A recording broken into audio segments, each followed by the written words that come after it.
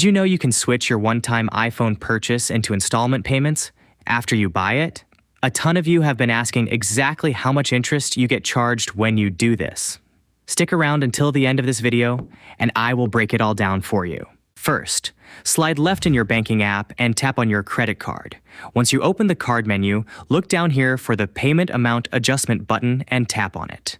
Next, we need to scroll down a bit. Down here, you will see a button for installment payments.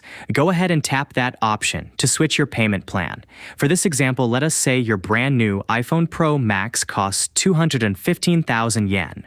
Right below the price is your payment frequency, which is how many months you want to take to pay it off. 36 installments means 3 years, and 48 installments means 4 years. I think a 3-year plan is the sweet spot for most people. So let us select 36 months and run the simulation. Now the app shows us a complete breakdown. It tells you exactly what you will owe for your first, second, and third. You can see right here that your monthly bill will be around 7,700 yen. It also calculates your total interest. For this specific plan, your total interest fee comes out to 64,122 yen. That is the extra cost for spreading out your payments. This interest fee is automatically divided and added to your monthly bill. Basically, by switching to installments, you are paying roughly 3,400 yen extra each month.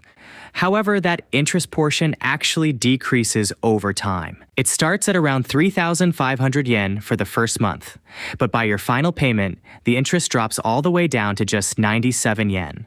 And that is exactly how you figure out the extra costs when changing a one-time purchase into monthly installments using your Japanese credit card.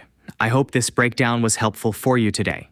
If it was, please leave a like, share this with a friend, and follow the channel.